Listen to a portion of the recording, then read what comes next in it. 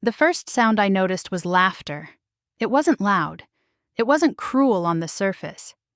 It was the soft, confident kind that comes from people who believe the outcome is already decided. I sat alone at the narrow table on my side of the courtroom, hands folded in my lap, listening as my husband leaned toward the woman beside him and whispered, "She has no chance." His mistress smiled. Not broadly, not nervously. Just enough to show she agreed. They didn't look at me when he said it. They didn't need to. To them, I was already finished. The room smelled faintly of old paper and floor polish. Fluorescent lights hummed overhead. The benches behind us were filled with people who knew exactly where to sit and who to sit beside. His family had claimed the second row as if it were reserved. His attorney shuffled papers with the calm efficiency of someone about to close a file, not fight a battle. On my side, there was only me. No visible legal team, no whispered strategy, no reassuring hand on my arm, just my purse at my feet and the steady rhythm of my breathing. I could feel eyes on me now, curious, dismissive, pitying. This was the moment they expected tears, or anger, or a breakdown they could later describe as proof. I stayed silent. When the judge entered, the room rose and fell again in practiced unison. He didn't look at any of us at first. He sat, adjusted his glasses, and opened the file in front of him. The laughter died. The whispers stopped.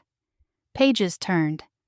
He read longer than I expected, long enough for my husband to straighten in his chair, long enough for his attorney's pen to pause mid-note, long enough for the woman beside him to shift, just slightly, her smile tightening at the corners. The judge stopped on one page, went back, read it again. That was the moment I realized something no one else had yet. The only person in that courtroom who hadn't underestimated me was the judge. Everyone else had their reasons. From the outside, this hearing looked simple, clean, predictable, a woman who had stayed quiet for too long, finally losing the ground she never fought to keep, a husband with resources, representation, and a narrative polished by repetition.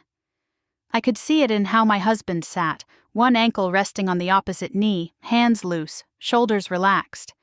He looked like someone waiting for confirmation, not judgment. His attorney leaned in to murmur something, and my husband nodded once, almost bored. They thought this was a formality. The judge cleared his throat, and the sound echoed louder than it should have. He glanced up briefly, not at me, but at the opposing counsel. "Before we proceed," he said, "I want to clarify a procedural point."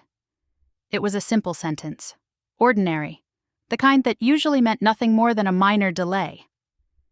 My husband's attorney answered quickly, confidently, his voice smooth as if he'd rehearsed this exchange in advance. The judge didn't respond right away. Instead, he looked back down at the file, turned another page, then another. His finger traced a line of text slowly, deliberately, as if measuring something against memory. My husband shifted again.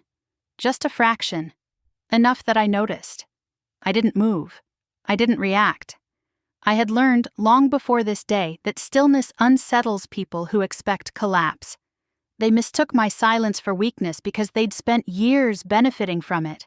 What they never understood was that silence can also be preparation. The judge finally looked up.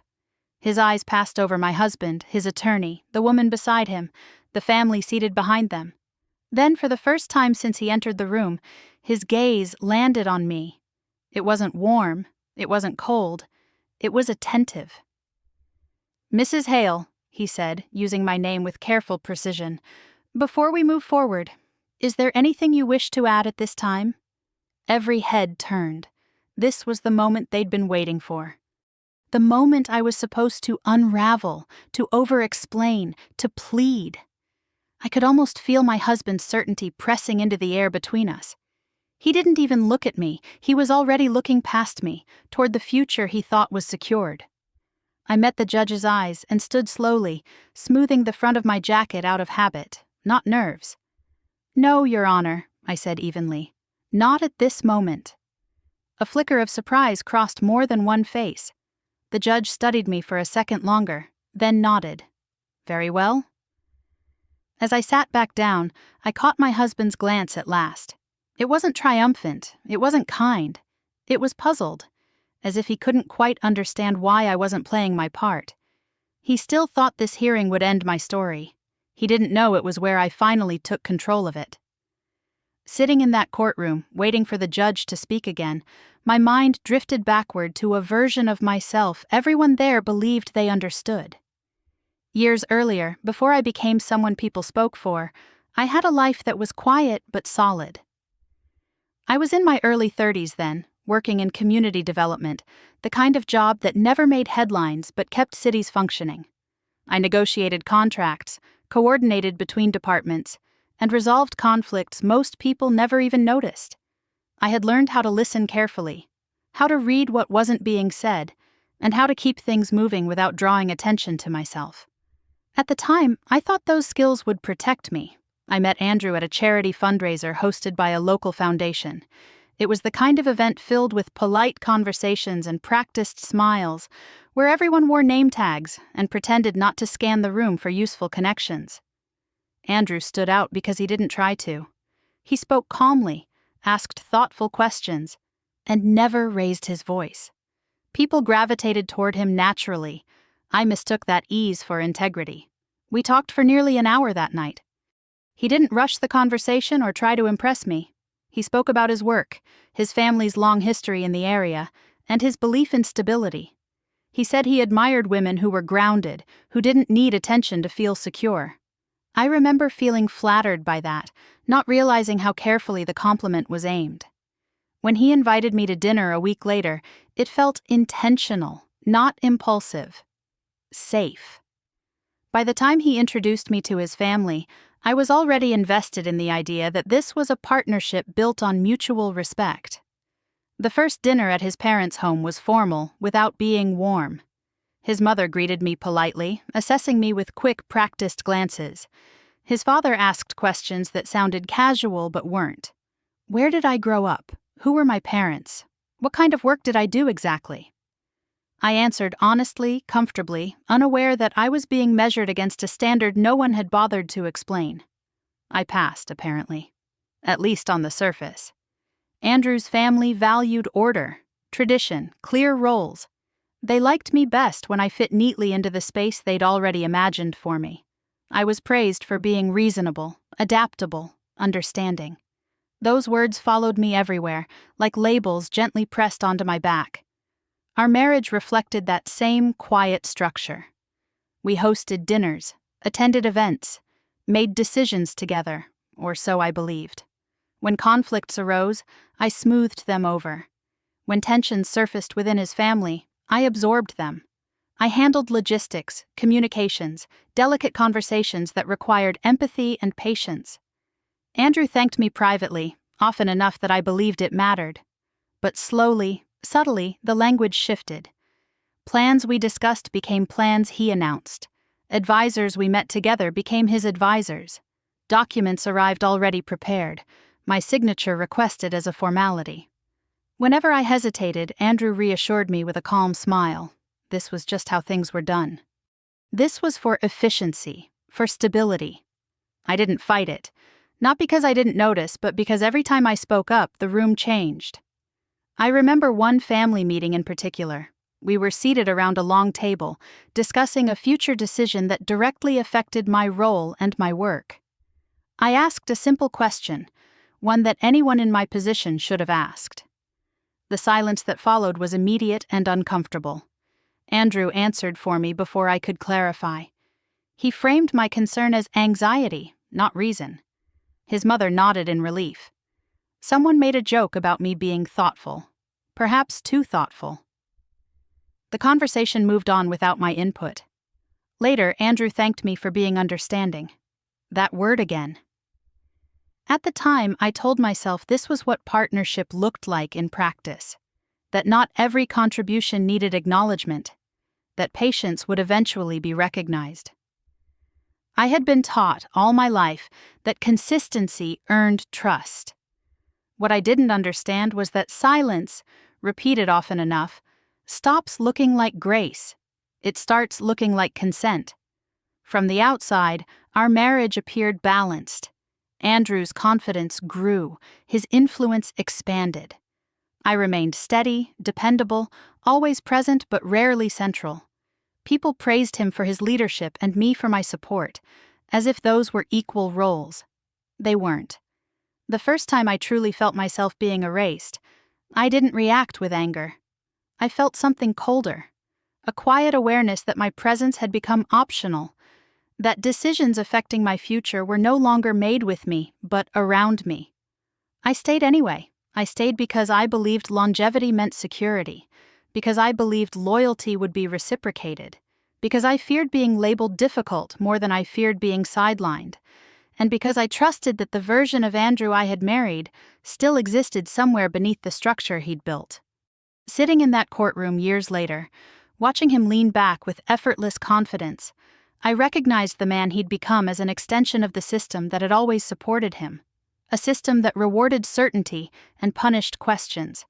They thought they knew who I was because they had spent years deciding who I was allowed to be. What they didn't know was that I had been paying attention. From the outside, our marriage looked effortless. People said it all the time, usually with a hint of envy. Andrew and I were described as steady, respectable, balanced. At social events, he was introduced as dependable and principled, the kind of man people trusted instinctively. I was described as supportive, grounded, low drama. Those words followed me like praise, but over time I realized they functioned more like boundaries than compliments. At dinners and fundraisers, Andrew spoke easily. He told stories that framed him as thoughtful and decisive, someone who handled pressure well. I smiled at the right moments, filled in small details when asked, and redirected conversations when they drifted toward tension. People thanked me for making things run smoothly. No one ever asked what it cost. Behind closed doors, I did the work that never appeared in records. I coordinated schedules that conflicted. I managed crises before they became public. When family disagreements threatened to turn ugly, I stepped in quietly, listening to grievances, translating emotions into acceptable language, smoothing rough edges so Andrew could appear calm and composed. I absorbed frustration so he could project confidence. It was invisible labor, and I was very good at it. At first, Andrew noticed, he would thank me in private, sometimes with genuine appreciation. But gratitude does not equal recognition, and recognition does not equal power. As time passed, my contributions became expected rather than acknowledged. When things went well, it was attributed to his leadership. When complications arose, they were treated as minor inconveniences I could handle. Slowly, ours began turning into his. Decisions we once discussed together started arriving fully formed. Documents were presented as administrative necessities, their language dense and technical, their conclusions already reached. Andrew reassured me with practiced ease. He told me it was better this way, more efficient, that we didn't need to complicate things by revisiting settled matters. I trusted him longer than I should have, because trust had always been our foundation. Or so I believed. The shift was subtle enough that I couldn't point to a single moment and say, this is where it changed. Instead, there were patterns. Advisors who contacted him directly instead of both of us. Meetings scheduled without my knowledge, then summarized afterward as if my presence would have been redundant. Conversations where my role was described in past tense, even while I was still performing it. Andrew's family reinforced this dynamic without ever acknowledging it openly. They deferred to him instinctively. When he spoke, they listened. When I offered an opinion, they evaluated it. If I agreed, I was praised for being reasonable. If I questioned something, the room cooled. I began to notice how often decisions were announced rather than discussed. One evening stands out more clearly than the others. We were gathered in a formal setting, seated around a long table polished to a shine. The topic was important, one that would shape the next several years of our lives. I assumed my input was expected. Instead, Andrew outlined the plan confidently, referring to it as something we had already agreed upon. We hadn't. I asked a single question, careful to keep my tone neutral. It was practical, not emotional, the kind of question anyone with responsibility would ask. The silence that followed was immediate and revealing. Andrew answered for me before I could finish clarifying. He reframed my concern as unnecessary worry, a sign that I was overthinking things. His mother nodded with visible relief. Someone chuckled lightly, as if to ease the tension. The conversation moved on without addressing my point. Later that night, Andrew thanked me for being understanding. That word again offered like a consolation prize. I didn't argue with him. Not because I didn't recognize what had happened, but because arguing would have required me to name it. And once named, it would have demanded a response he wasn't prepared to give. I told myself patience was the wiser choice, that marriages evolved, that not every season required equal footing. I told myself many things. What I couldn't ignore was the quiet realization settling in my chest. I was still present, still useful, but no longer essential. My role had shifted from partner to facilitator, from participant to buffer. I was there to make things easier, not to shape them. The world rewarded Andrew for his certainty. It rewarded his family for their cohesion. There was no language for what I provided, no title that captured the value of preventing conflict rather than winning it. And without language, there was no protection. I stayed because I believed endurance would be recognized eventually, because leaving felt premature, dramatic, unnecessary, because I feared the story that would be told if I challenged the narrative they had all agreed upon, and because, despite everything, I still loved the man I thought Andrew was. The first hairline fracture appeared quietly, the way truth often does. A comment that contradicted something I had been told before, a date that didn't align, a detail that lingered just long enough to make me uneasy. It wasn't enough to accuse, it wasn't even enough to confront. It was enough to remember. That night, lying awake beside a man who slept soundly, I realized something fundamental had shifted. I no longer felt confused. I felt alert. I didn't confront him. I started paying attention. It began on a day that should have been unremarkable. I arrived at Andrew's parents' house expecting a routine discussion, the kind we'd had countless times before. There was coffee on the counter, documents neatly stacked on the dining table, chairs already arranged. Everything looked normal, carefully prepared, and yet the air felt different. Conversations hushed when I stepped inside. Someone cleared their throat. Andrew glanced at me, then away, as if I were late to something I hadn't known existed. We sat down, and within minutes it became clear that a decision had already been made. Andrew spoke first, calm and measured, outlining plans with the confidence of someone reciting a conclusion, not opening a discussion. He referred to conversations I had never been part of. He used words like finalized and agreed. As he spoke, his family nodded along, relieved, almost grateful that things were settled. I waited for the moment someone would turn to me and ask for my input. It never came.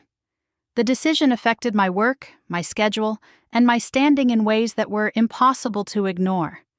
It reshaped responsibilities I had carried quietly for years, and yet it was presented as a courtesy, something done in my best interest, something meant to protect me from unnecessary strain. I felt a strange stillness settle over me. Not shock, not anger, something colder and sharper. When Andrew finished, there was a pause, just long enough to signal closure. His mother smiled and said how sensible it all was. Someone remarked on how well Andrew handled these things. The room moved forward without me, conversation flowing as if I were an audience member, not a participant. Then it happened. A relative, distracted and unguarded, made an offhand comment. Just a sentence, really. Something about how this plan had been discussed weeks ago, how it was good that everything was finally being put into motion. The words landed heavily in the space between us. Silence followed, thick and unmistakable. Andrew's eyes flicked toward the speaker, sharp with warning. Someone laughed too quickly and changed the subject. Plates were adjusted, cups were refilled. The moment was smoothed over with practiced ease. But it was too late. I had heard it. For the first time, confusion gave way to clarity. This wasn't miscommunication. It wasn't an oversight. It was intentional. I wasn't being consulted because my agreement had already been assumed, or worse, deemed unnecessary. I spoke up then, quietly. I asked a question, simple, direct, respectful. I wanted to understand when these discussions had taken place and why I hadn't been included. I kept my voice even, my expression neutral, careful not to sound accusatory. The room changed immediately. Andrew answered before anyone else could. He framed my question as concern, not entitlement. He reassured everyone that I was simply processing the information, that I trusted his judgment. His tone was gentle, almost indulgent, the way one speaks to someone who doesn't quite grasp the bigger picture. His family relaxed. The tension eased. Someone nodded approvingly at his diplomacy. I sat there, present and invisible all at once. No one returned to my question. No one asked if I had more to say. The conversation moved on, lighter now, relieved to have restored order. I felt myself recede, not because I chose to, but because the structure of the room left no space for me to remain. Later, as people gathered their coats and said their goodbyes, Andrew's mother pulled me aside. She squeezed my hand warmly and thanked me for being so understanding. She said it was a relief to know I supported Andrew, that not everyone could handle the pressure of these decisions. I smiled. I thanked her. Inside, something closed.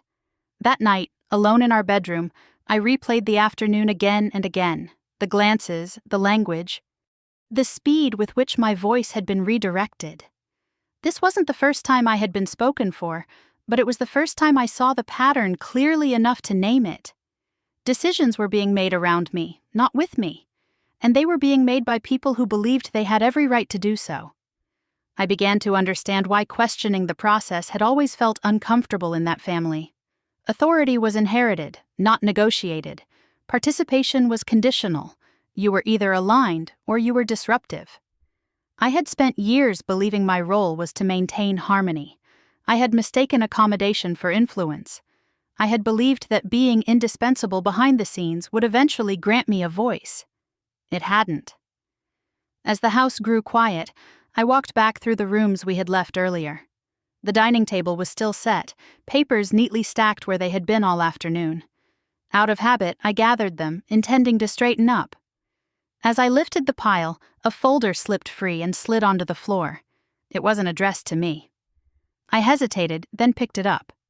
The label was unfamiliar, the contents dense with language I recognized but had never been invited to review. Dates jumped out at me, names, references to meetings I had not attended. I didn't open it fully. I didn't need to. The weight of it in my hands was enough. I placed the folder back exactly where it had been and turned off the lights. My heart was steady now, my thoughts unusually clear. They thought I had missed it, that I would return to my role quietly, grateful to be spared the burden of decision-making. They didn't realize they had trained me, over years of silence, to notice what wasn't said, and once you see that, you can't unsee it. I discovered the affair on a Tuesday afternoon, the kind of ordinary day that doesn't announce disaster. Andrew's phone lit up on the kitchen counter while he was in the shower. I wasn't snooping. I was rinsing a coffee mug when the screen flashed with a name I didn't recognize, and a message preview that stopped me cold. It wasn't explicit. It didn't need to be. Familiarity radiated from it, the kind built over time, not chance. My chest tightened, not with shock, but with a strange, hollow certainty. I set the mug down carefully. When Andrew came back into the kitchen, towel around his waist, I said nothing. I watched him glance at his phone, register something, and slip it into his pocket with practiced ease. No flinch, no apology forming, just efficiency. That was the first thing that unsettled me. I waited. I needed confirmation, not assumptions. Over the next week, patterns sharpened. Late meetings that didn't align. Errands that took too long. A charge on a credit card from a place we'd never gone together. When I finally saw them in person, it wasn't dramatic. It was mundane. They sat across from each other at a cafe near his office, close enough to share a private rhythm. She was poised, well-dressed, comfortable. She leaned in when she spoke, touched his arm without hesitation.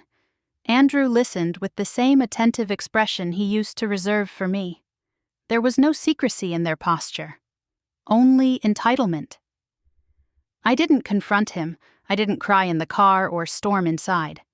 I drove home, parked, and sat there until my breathing evened out. What surprised me most wasn't the pain. It was the absence of panic. Some part of me had already been preparing for this, long before I could have named it. The first time I really looked at her, I noticed how certain she seemed. She moved like someone who believed the ground beneath her was solid, like someone who had been promised something. That certainty told me more than the affair itself. Andrew didn't act like a man afraid of being discovered. He acted like a man executing a plan.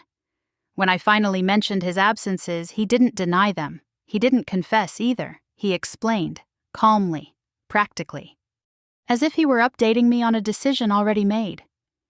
He spoke about needing space, about transitions, about how these things happened sometimes. His tone was rehearsed, not remorseful. There was no shame in it. That was when I realized this wasn't a betrayal born of impulse. It was logistics. The conversation that followed confirmed it. Andrew talked about timelines with unsettling confidence, about arrangements that would be simpler once things were finalized. He referred to our future as something already settled, his language full of assumptions I had never agreed to. He spoke as if others were aligned, as if approvals had been granted elsewhere. I listened. I nodded. I asked nothing. Because suddenly, the affair felt almost secondary. What mattered was how prepared everyone seemed. When his family learned of the situation, there was no outrage, no disbelief, no demand for explanations. Their reaction was measured, almost restrained. His mother sighed and said these situations were unfortunate but sometimes unavoidable. Someone mentioned how important it was to handle things discreetly. No one asked how I was. No one questioned Andrew's choices. The woman was introduced carefully, at arm's length, as if her presence had already been negotiated. She wasn't welcomed exactly, but she wasn't rejected either. There was an ease to it that chilled me. Alignment without discussion. That was when the truth surfaced fully. She wasn't the real betrayal. She was a consequence. I began paying closer attention to her words, her assumptions. She repeated phrases Andrew used, echoed timelines he favored. She believed she understood the situation, but there were gaps in her knowledge so wide I could see through them. She thought she was stepping into a future that had been prepared for her. She didn't know what had been sacrificed to make room. I stopped seeing her as an enemy and started seeing her as someone being managed. The real betrayal wasn't the affair. It was the coordinated way my removal was being handled, quietly, efficiently, with everyone's apparent consent. That night, I lay awake listening to Andrew's steady breathing, feeling something inside me settle into place. I understood then why confrontation would only serve him. He would deny, reframe, accelerate. The structure supporting him was already in motion. Emotion would be evidence against me. So I made a decision without telling anyone. I would not expose what I knew. I would not demand answers that would only alert them. I would watch. I would listen. I would collect facts instead of reactions. If they were already several moves ahead, I needed to understand the board better than they did. The next morning, I acted as if nothing had changed. I went to work. I answered messages. I smiled when appropriate. I let them believe their narrative was intact. Inside, I began separating what I felt from what I showed. Grief had its place. Rage had its appeal. But strategy required something else entirely. By the time Andrew left for another meeting that evening, I wasn't wondering if my marriage was ending. I was asking myself a different question. If they were willing to erase me so cleanly, what else were they hiding? And how long had they assumed I would never notice? I found the document by accident, which was the only reason it still existed where I could reach it. Andrew had left early that morning, rushing out with the distracted focus he'd adopted in recent weeks. I stayed behind, grateful for the quiet. I told myself I was cleaning, reorganizing drawers that hadn't been touched in years. It was something I'd always done when my mind needed order. That was how I justified opening the bottom cabinet in his study, the one that stuck slightly when pulled too fast. Inside was a thin binder wedged behind a row of old manuals. It didn't look important. No bold labels, no warnings. Just a neutral cover, worn at the edges, as if it had been handled often and then forgotten. I would have put it back if not for the date printed on the first page. It predated several conversations I remembered clearly. Conversations where Andrew had assured me certain decisions were new, still flexible, still open for discussion. My fingers tightened on the paper as I flipped the page, then another. The language was careful, precise in a way that immediately set my nerves on edge. Entire paragraphs dedicated to defining authority, consent, and representation. Clauses that seemed designed to protect someone from future objections, someone like me. I sat down slowly, the binder resting open on my knees, and read it again from the beginning. This time I wasn't skimming. I wasn't looking for betrayal or proof of an affair. I was reading for intent. What struck me first wasn't what was there, but what wasn't. A missing signature. An appendix referenced but not attached. Amendments mentioned but never included. It was incomplete, but deliberately so, like a map that shows only one safe path while hiding the others. Paper remembers what people pretend to forget. I tried to align the document with the version of events I'd been told over the years. It didn't fit. The timing was wrong. The rationale didn't match the explanations Andrew had given me. This wasn't a reaction to our marriage breaking down. It was preparation for it. My hands were steady as I closed the binder. I didn't confront Andrew when he came home that evening. I asked him how his day had been. I listened to his answer without interrupting. Later, after he'd gone to bed, I opened my laptop and began following the thread backward. Old emails, archived calendars, meeting notes saved under vague titles. I wasn't hacking or invading privacy. I was reviewing things I had once been responsible for, things I'd organized and then trusted others to finalize. Patterns emerged quickly once I knew how to look. Decisions that appeared spontaneous had been discussed months earlier. Conversations I remembered as preliminary were cited later as resolved.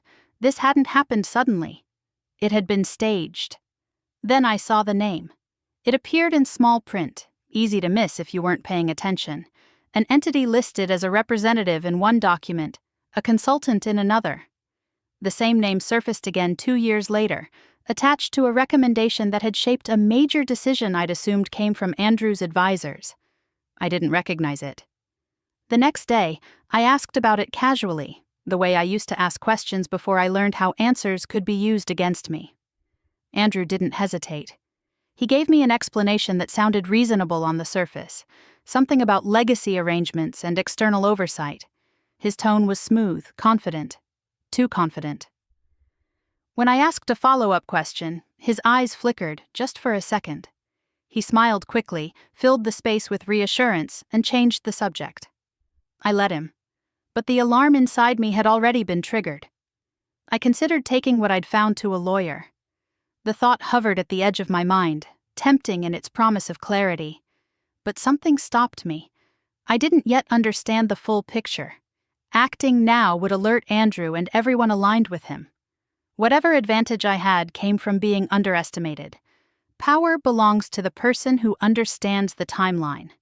So, instead of escalating, I tested a small assumption. A few days later, I reached out to someone I hadn't spoken to in years, a former associate who had been present during one of the earlier transitions I now questioned.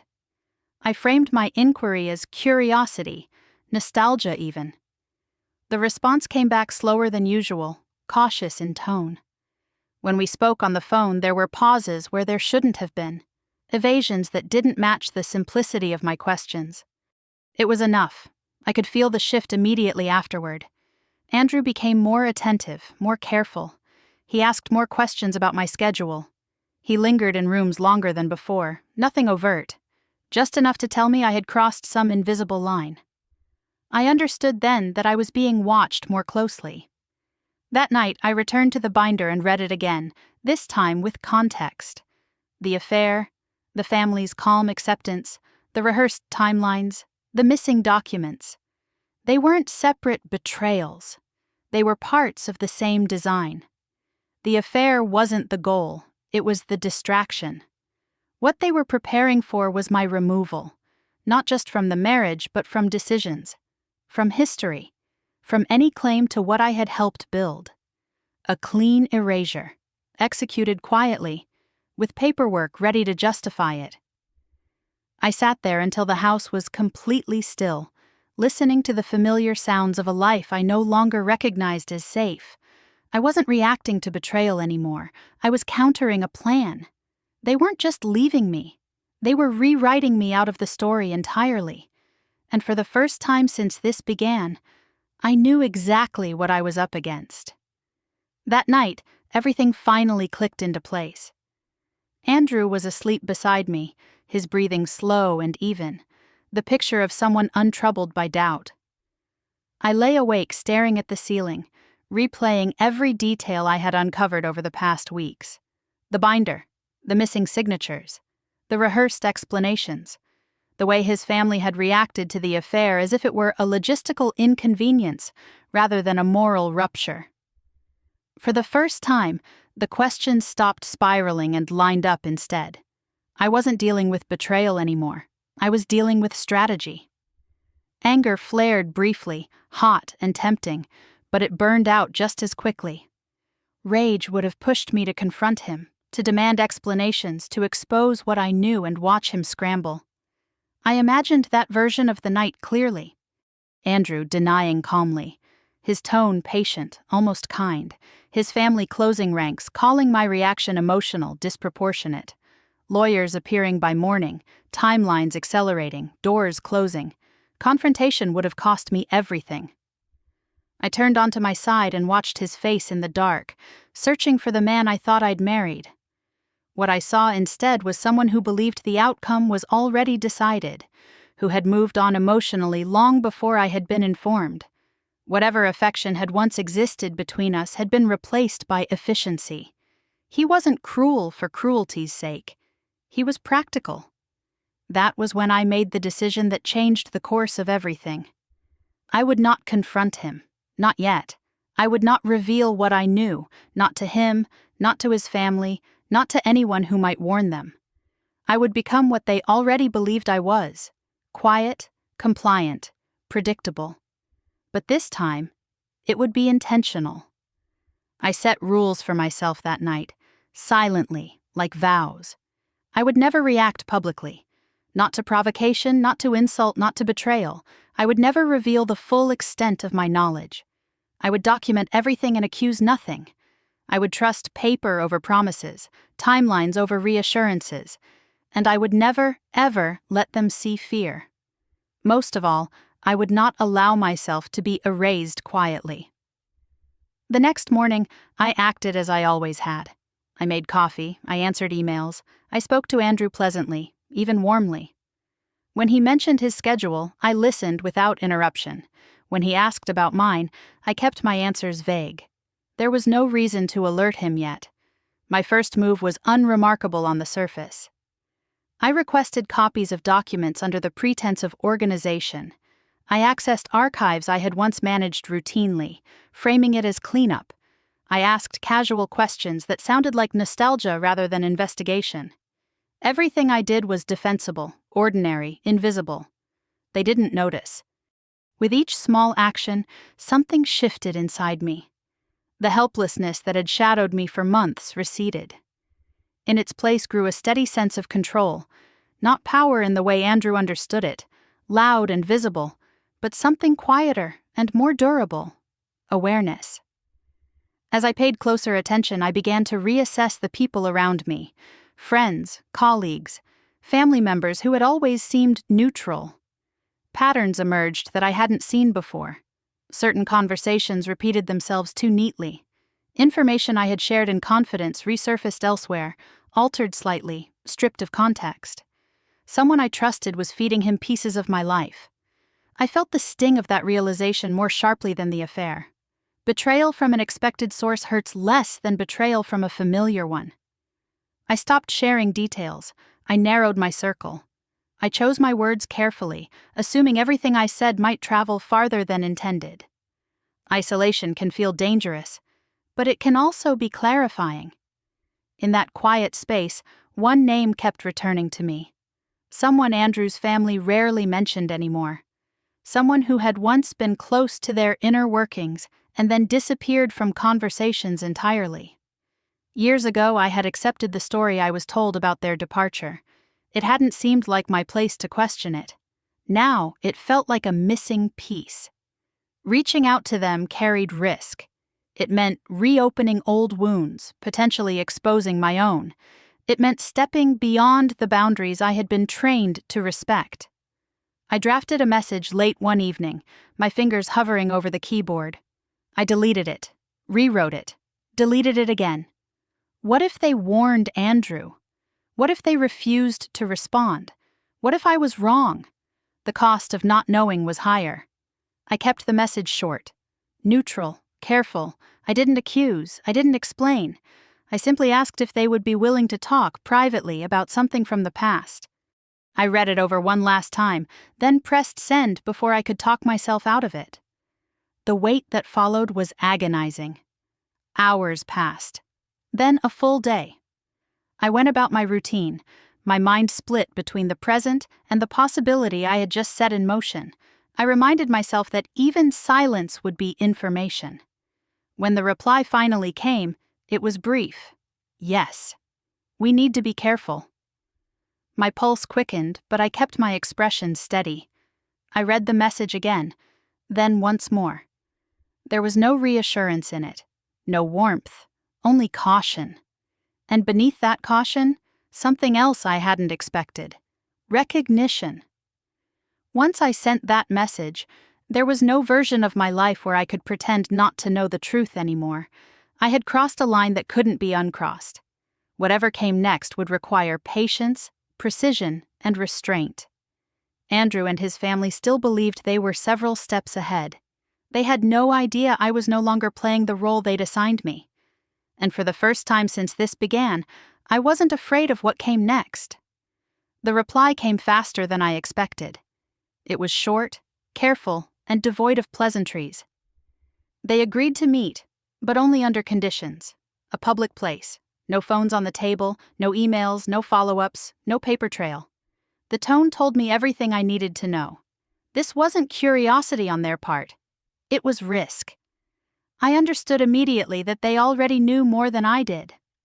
We met 3 days later at a small cafe halfway between our neighborhoods, a place busy enough to blend into and forgettable enough to disappear from memory.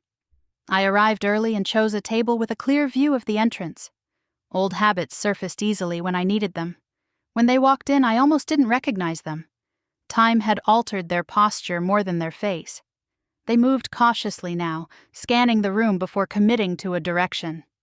When they saw me, their expression tightened briefly, then settled into something guarded but resolute. We exchanged a brief greeting, nothing more. They sat down and placed their phone face down on the table. I mirrored the gesture without comment. For a moment, neither of us spoke. This person had once been close to Andrew's family, trusted, consulted, included in conversations that shaped outcomes. Years ago, their name had come up often, spoken with respect. Then, just as suddenly, it stopped appearing at all. When I'd asked about it back then, I'd been given a vague explanation, a difference of vision, a mutual decision. I'd accepted it without question. Now, sitting across from them, I saw the cost of that silence etched into the lines around their eyes. "You shouldn't have contacted me," they said quietly. "I know," I replied, "but I did." They studied me for a long moment, as if weighing whether I was worth the risk. Finally, they leaned back slightly and exhaled. "You've seen something," they said. It wasn't a question. I nodded. I didn't elaborate. I didn't need to. Their jaw tightened. "Which part," they asked, "made you realize it wasn't an accident?" That was when I asked my question. It was precise, tied directly to the document I'd found, to the name that shouldn't have been there, to the timeline that didn't align. The moment the words left my mouth, their reaction told me everything. Their shoulders stiffened. Their eyes flicked toward the window and back again. "You shouldn't know about that," they said.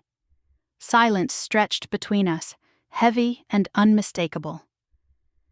"There's no safe way to explain this," they continued finally, "and once you hear it, you can't unhear it. If I tell you, it changes what you're willing to accept."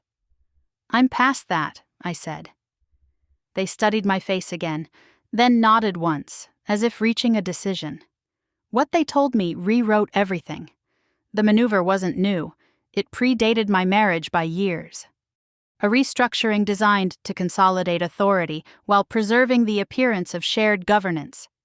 Documents drafted to protect legacy interests, not individuals. When someone raised objections back then, they were quietly removed, their contributions minimized, their credibility questioned. That someone had been sitting across from me. They didn't need me once it was done, they said. They needed compliance. When I wouldn't give it, they replaced me with silence. My stomach tightened as the implications settled in. This wasn't about Andrew falling in love with someone else. This wasn't even about my marriage failing. It was about continuity, control. Ensuring that no one who asked inconvenient questions remained close enough to matter. "I was positioned," I said slowly, "to be next." They didn't hesitate. "Yes." The word landed with quiet finality. They explained how the process worked, how language was used to blur responsibility, how timelines were manipulated to make objections seem emotional or reactionary, how people were framed as unstable when they resisted, and reasonable when they complied. The system was elegant in its cruelty. "And the woman," I said, thinking of the mistress, of her confidence, her certainty. "Does she know any of this?" A faint, humorless smile crossed their face. "No, she knows what she's been told. Enough to feel secure, not enough to be dangerous." I felt no satisfaction in that revelation, only distance. When I asked why they were telling me now, their answer was simple. "Because you're asking the right questions. And because if this happens again, it won't stop with you." They agreed to help me, but with conditions. Everything had to be provable, timed carefully, no public accusations, no emotional reactions. They would not protect me from consequences if I acted impulsively. I accepted without hesitation. When we stood to leave, they didn't hand me documents or notes.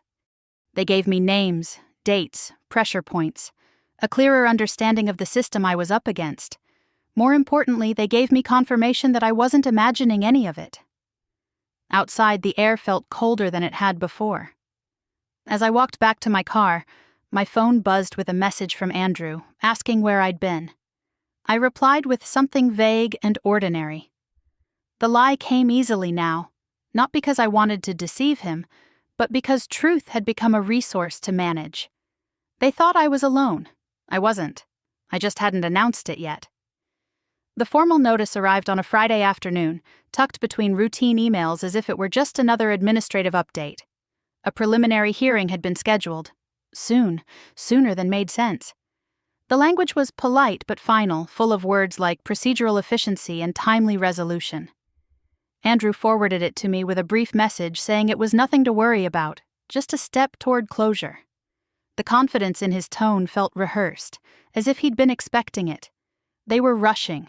That alone told me everything I needed to know. In the days leading up to the hearing, Andrew and his attorney moved with practiced coordination. Conversations repeated themselves with minor variations, the same phrases surfacing again and again. This was the narrative they had agreed upon. It painted me as disengaged, emotional, peripheral. Someone to be managed, not consulted. His family echoed it flawlessly. When they spoke to me, their voices were gentle, conciliatory. They urged me to be practical, to think about the future, to avoid making things harder than necessary. It was the same pressure I'd felt for years, just sharpened now by urgency. The woman stayed close to Andrew, her demeanor calm but watchful. She behaved like someone already protected, already accounted for. She smiled when lawyers spoke, nodded at reassurances she didn't fully understand. She believed this hearing was a formality, a clearing of the path. I understood then that confidence, once shared too freely, becomes a liability. At every opportunity, I said less than expected. When asked if I had concerns, I said I was still reviewing the materials. When offered explanations, I listened without interrupting. My silence was interpreted exactly as they hoped, as uncertainty, as acquiescence. Their confidence grew visibly. The morning of the preliminary hearing, the courtroom felt smaller than I remembered, less charged than the one I would eventually return to, but tense in its own way. This was the kind of proceeding where outcomes were shaped quietly, long before anyone raised their voice. Andrew sat beside his attorney, posture relaxed. He glanced at me only once, his expression unreadable but assured. He believed this was under control. The judge entered, and the process began. Procedural language filled the room: dates, filings, summaries. Andrew's attorney spoke smoothly, outlining their position with the ease of someone accustomed to agreement. He emphasized reasonableness, cooperation, precedent. He spoke as if the story had already been told and accepted. I watched the judge closely. The first question wasn't directed at me. It was narrow, technical, the kind lawyers answer without hesitation.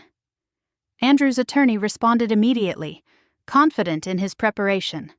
The judge paused. He asked for clarification. The tone didn't change, but the rhythm did. The attorney adjusted, elaborated, offered context.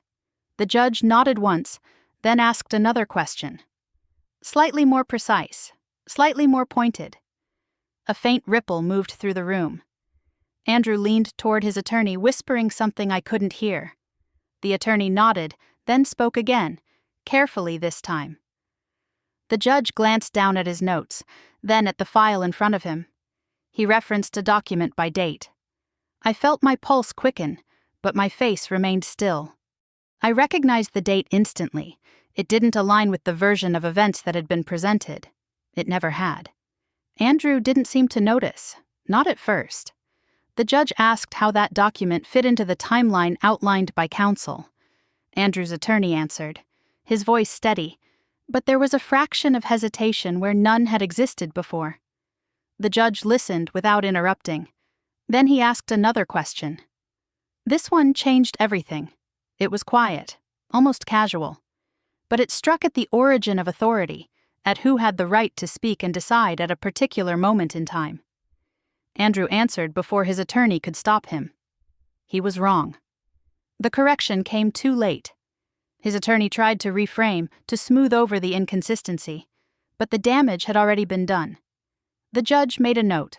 His pen moved slowly, deliberately. I watched Andrew's posture shift, just slightly. His shoulders tensed, his confidence faltered, not enough for anyone else to remark on it, but enough for me to see. He glanced at his attorney again, this time with a question in his eyes.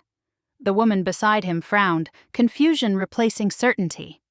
The judge didn't rule that day. Instead, he ordered additional documentation, further review. He set a date for a full hearing. His language was neutral, his tone measured, but the message was unmistakable. This wasn't over. Outside the courtroom, the air felt different. Andrew caught up to me in the hallway, his expression carefully composed.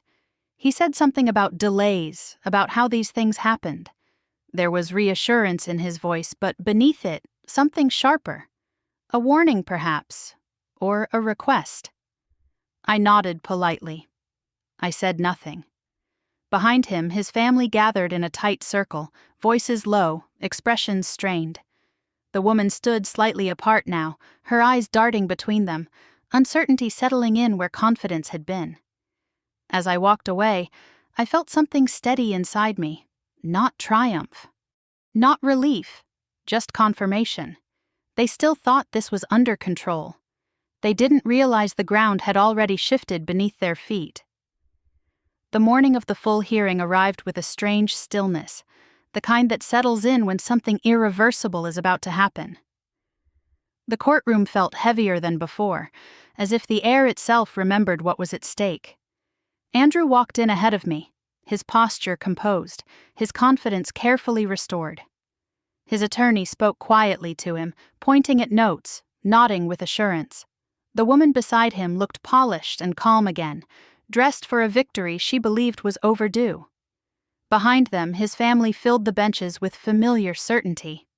They thought the delay had been a detour. I took my seat alone, just as I had before, hands folded, eyes forward.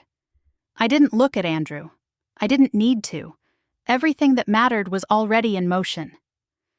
When the judge entered, the room rose and fell in unison. He didn't waste time on pleasantries. He adjusted his glasses, glanced at the docket, and motioned for counsel to proceed. Andrew's attorney stood first. He spoke smoothly, confidently, outlining their case as if nothing had changed since the preliminary hearing. He framed Andrew as the stable party, the reasonable one, the architect of continuity. He described me as peripheral, emotional, uninvolved in the decisions that mattered. His tone was measured, professional, almost sympathetic. I was being erased in real time. As he spoke, I noticed the woman relax, her shoulders easing, her mouth curving into a small smile. Andrew leaned back slightly, reassured. This was the argument they had rehearsed, the version of events that had served them well for years. The attorney concluded with a flourish, emphasizing precedent and efficiency. He sat down with the confidence of someone expecting agreement. The judge didn't respond immediately. He flipped through the file slowly, deliberately, as if weighing something invisible. The room waited. Andrew glanced at his attorney, then back to the bench. "Counsel," the judge said at last, his voice calm, "before we proceed further, I have a question." It wasn't accusatory, it wasn't dramatic, it was precise. He referenced a statute, one that governed authority and consent during a specific period. He asked how the actions outlined in the filings allowed for unilateral decision-making at that time. Andrew's attorney stood again, confident. He began to answer, citing language from the documents, explaining intent, framing context. The judge listened without interrupting. Then he raised a hand. "And how does that align," he asked, "with the documentation dated earlier that same year?" The room shifted. Andrew's attorney hesitated, just for a fraction of a second. He adjusted his answer, adding clarification, pointing to an interpretation that sounded plausible if you didn't know the full timeline. The judge nodded once, then turned his gaze to Andrew. "Mr. Hale," he said, "can you clarify when you were granted the authority you're asserting here?" Andrew answered quickly, confidently, the way he always did when certainty had protected him in the past. He cited a date, a meeting, a consensus. It was the wrong answer. The judge didn't react immediately. He simply looked back down at the file, then at another document placed beside it. His finger traced a line, then another. "No," he said quietly. "That authority could not have existed at that time." The words landed softly, but their impact was immediate. Andrew's attorney stepped in, attempting to reframe, to suggest a technicality, a reasonable misunderstanding. The judge listened, then shook his head slightly. "The record doesn't support that," he said, "and intent cannot override statute." Silence filled the room. I didn't speak. I didn't need to. Everything they had relied on was unraveling under its own weight. The judge continued, now addressing the court rather than counsel. He spoke about process, about safeguards designed to prevent exactly this kind of overreach, about the importance of consent, not as a courtesy, but as a requirement. As he spoke, I watched Andrew's composure fracture. His jaw tightened. His foot tapped once against the floor before he caught himself. The woman beside him turned, searching his face for reassurance that didn't come. His family leaned closer together, their confidence giving way to calculation. The judge reached his ruling without drama. He invalidated the actions taken without proper authority. He ordered a suspension of the arrangements Andrew had assumed were settled.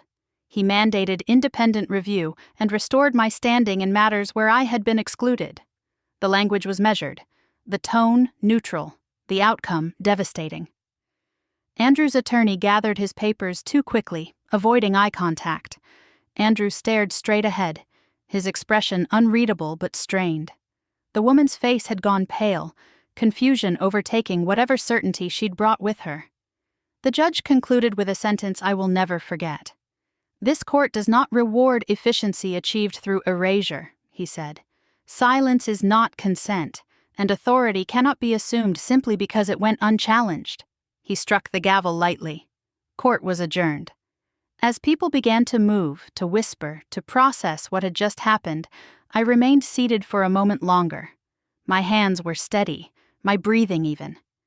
I felt no urge to look back, to seek their reactions, to savor anything. They had come expecting my silence to mean surrender. They were leaving knowing it had meant preparation. When I finally stood and walked out of the courtroom, the air felt lighter than it had in years. Not because I had won something tangible, but because something intangible had been restored. I had not raised my voice. I had not begged. I had not broken. And in the end, that was what changed everything. The silence after the gavel was louder than anything that had come before it. People stood slowly, chairs scraping against the floor, whispers breaking out in careful fragments.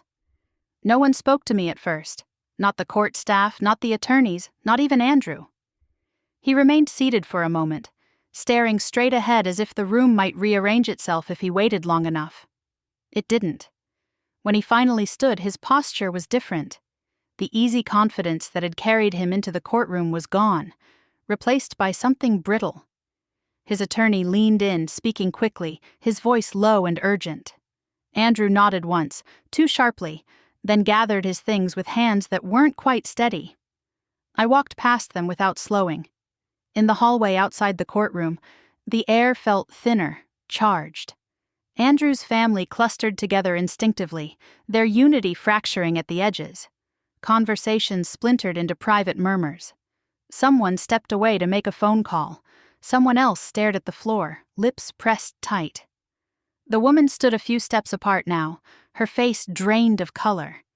She looked from Andrew to his attorney, then to his family, searching for reassurance that no one was offering. For the first time since I'd known of her existence, she looked unsure of her place.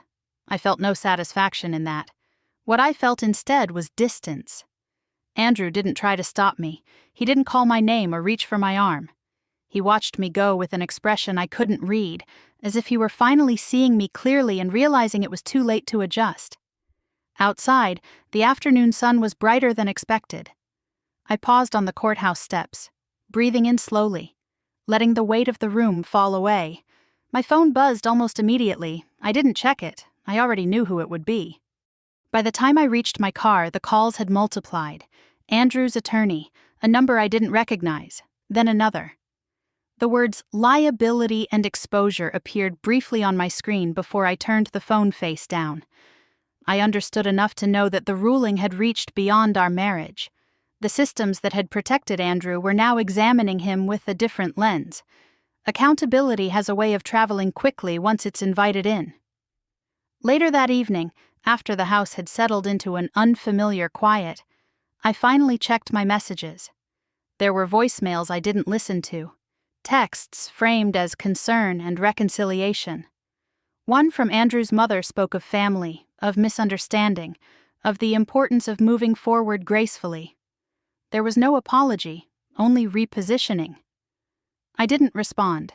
Instead, I sat at the kitchen table with a cup of tea growing cold in my hands, absorbing the reality of what had happened. Victory didn't feel triumphant. It felt heavy, measured, real. I thought of the years I had spent smoothing edges, carrying weight no one acknowledged, trusting that endurance would eventually be rewarded.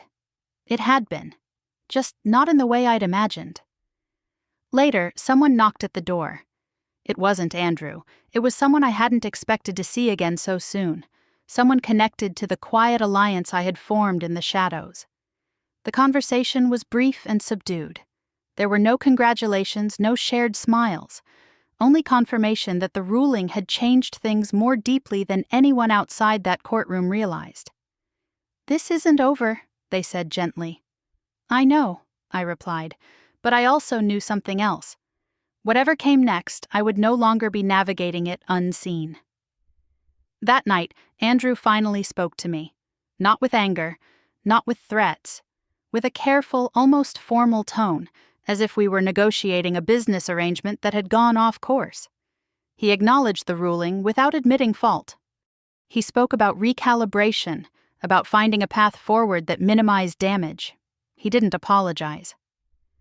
I listened without interrupting. When he finished, I said only that future communication should go through proper channels. My voice didn't shake. My words didn't invite debate. Power, I had learned, doesn't always announce itself. Sometimes it simply sets boundaries and waits. When he left the room, I felt no urge to follow, no need to explain myself further. The silence between us felt final in a way words never could. In the days that followed, the ripple effects continued. Meetings meant to exclude me were postponed. Decisions once presented as final were reopened. People who had spoken over me began to speak more carefully, their certainty replaced by caution. I didn't gloat. I didn't correct them. I let the new reality speak for itself. Winning didn't change who they were. It didn't transform Andrew into someone capable of accountability or his family into people who valued inclusion. What it did was strip away their ability to define me. For the first time in years, I wasn't being spoken for. I was being heard. As I lay in bed that night, the house quiet around me, I felt something unfamiliar settle in my chest. Not relief exactly, not joy, something steadier. I understood then that the ruling hadn't given me power. It had returned it. And with it came a responsibility I hadn't anticipated. To decide for myself what came next. The morning after everything changed, I woke to silence that felt unfamiliar. Light filtered through the curtains in a way I hadn't noticed in years. The house was still, not tense, not braced for impact, just quiet. I stood in the kitchen holding a mug of coffee that had already gone cold, realizing my body had been preparing for conflict for so long that peace felt almost disorienting. Nothing dramatic had happened overnight, no apologies arrived. No sudden clarity from the people who had spent years speaking for me. And yet, something fundamental had shifted. I could feel it in the way my shoulders rested lower, in the way my breath came easier without effort. I let myself acknowledge what I had lost. Not just a marriage, but the illusion of partnership I had clung to long after it stopped being real. Not just years of work, but the belief that patience alone could secure respect. There was grief in that recognition, and I didn't rush past it. Strength doesn't erase pain. It learns how to carry it without letting it decide everything. The court gave me something tangible: standing, voice, the end of erasure. But it didn't give me back my sense of self. That part had to be reclaimed quietly, in private moments like this one, where no one was watching and no performance was required. I thought about how often I'd been told I was too sensitive, too cautious, too quiet. How easily those labels had been used to minimize questions that made others uncomfortable. Sitting there, I understood something with sudden clarity. I had never been too much. I had simply been inconvenient. Later that week, I crossed paths with Andrew one last time, briefly, in a neutral space where neither of us had control. He looked different. Smaller somehow, less certain of the ground beneath him. We exchanged polite words, nothing more. There was no confrontation, no satisfaction in his discomfort. I felt removed from it all, like someone observing a chapter that no longer belonged to them. Distance, I realized, is its own kind of closure. The version of me who stayed silent to be liked did not survive this process. Neither did the woman who believed endurance would eventually be rewarded. In her place was someone calmer, more observant, less willing to explain herself to people committed to misunderstanding her. Silence, I had learned, is only weakness when it's unchosen. I didn't tell this story because I wanted sympathy or validation. I told it because erasure thrives in quiet spaces, because I know there are people listening who recognize pieces of themselves in these moments. People who have stayed silent not because they lacked strength, but because they were surviving systems that rewarded compliance. If that's you, I want you to hear this clearly. You are not invisible. You are not unreasonable for noticing what others ignore. And you are not weak for waiting until the right moment to speak. Justice doesn't always arrive with raised voices or dramatic declarations. Sometimes it comes through patience, preparation, and the refusal to disappear quietly. If you've ever been underestimated, dismissed, or spoken for, I'd love to hear your story. Share it in the comments if you feel comfortable. There is something powerful about realizing you're not alone in these experiences. And if stories like this resonate with you, consider staying here. Subscribe to the channel not just for more courtroom victories or moments of revenge, but for stories about reclaiming dignity, setting boundaries, and finding your footing again after everything you trusted shifted beneath you. Some stories don't end when the gavel falls. Some begin when someone finally realizes their worth. And sometimes, hearing one story gives someone else the courage to tell their own.